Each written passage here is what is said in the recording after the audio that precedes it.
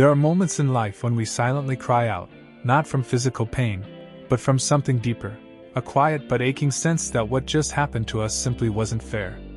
Maybe you've experienced this before. You worked harder than anyone else, you played by the rules, you were honest, kind, and consistent, and yet someone who cheated, lied, or manipulated ended up getting the reward. In that moment, it feels as though life has betrayed you. You start questioning everything, your path, your efforts, and even your worth. But here is something few people understand until much later in life. Suffering doesn't come from unfairness itself. Suffering comes from the belief that life should always be fair. Buddhism doesn't promise a world free from injustice. In fact, the Buddha never taught that the external world would ever align itself perfectly with our expectations. What he did offer was a profound way to free ourselves from the inner torment caused by that mismatch between what we wish life to be and what it actually is.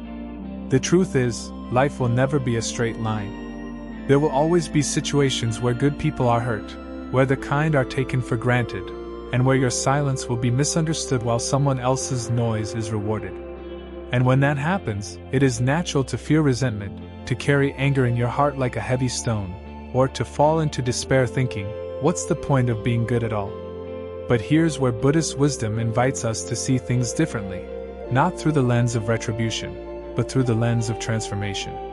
Instead of clinging to the idea that the world must repay your efforts in the way you expect, Buddhism teaches that every action carries its own weight, and every intention leaves a trace, not necessarily in the way you want it, or when you want it, but in a way that will return to you eventually, often in forms you don't recognize at first. In other words, being good isn't about controlling outcomes. It's about cultivating the kind of inner peace that no one can take from you, no matter how unfair life becomes. When you see someone being rewarded unfairly, and you feel anger rising within you, pause for a moment and ask, what part of me feels threatened by their success? Is it my ego? My need for validation? My desire to be seen? Often, we are not truly hurt by the unfair event itself, but by the meaning we assign to it.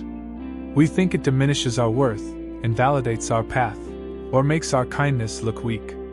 But that is an illusion.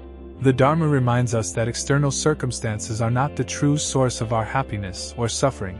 Our attachment to how things should be is.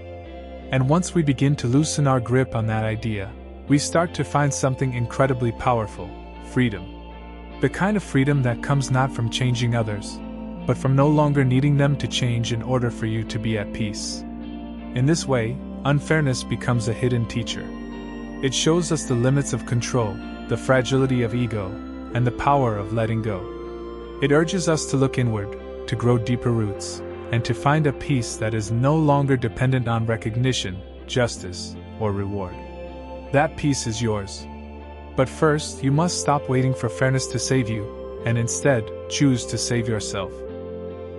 Once you begin to see unfairness not as a punishment, but as a path to awakening, everything starts to change. The anger that once boiled beneath your chest loses its grip. The bitterness that used to poison your thoughts softens. And what remains is space, a quiet, sacred space within you, where wisdom begins to grow. Buddhism teaches us that much of our suffering arises not from the events themselves, but from our reactions to them. We suffer because we want life to follow a script, and when it doesn't, we resist, we protest, we cling. But resistance doesn't fix what happened, it only deepens the wound. And clinging to resentment is like holding a burning coal in your hand, waiting for the other person to feel the heat. The truth is, many of the people who hurt us will never apologize. Many of the systems that fail us may never be corrected. But that doesn't mean we are powerless. In fact, real power begins the moment we stop waiting for the world to change, and instead change how we meet the world. So what do you do when you've been wronged? How do you heal when justice never comes?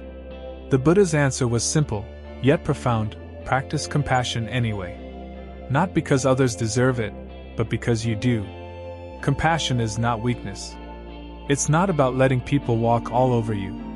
It's the strength to choose peace over revenge, to choose understanding over resentment, to choose your growth over your grudge. Let me be clear, this doesn't mean you ignore what happened. It doesn't mean you suppress your pain or pretend everything is fine. Quite the opposite. You honor your pain by facing it fully. You acknowledge the injustice. But you also choose not to let it define you. Because the longer you carry resentment, the heavier your spirit becomes.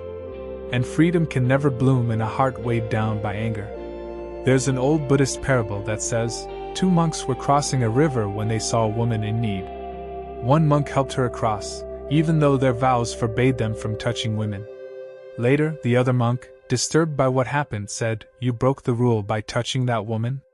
The first monk simply replied, "I left her by the river." Why are you still carrying her?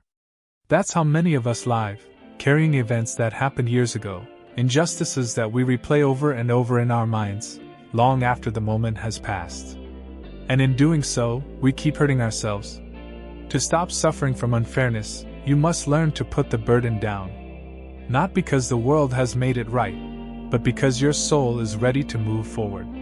And as strange as it may sound, one of the most healing things you can do during these moments is to help someone else. When you give your time, your presence, or even just your smile to someone who is struggling, something magical happens. You shift your focus from the injustice you received to the compassion you can offer. And in that moment, you become the very antidote to the pain you once felt. Helping others isn't about distraction, it's about transformation. It reminds you that you are still capable of goodness.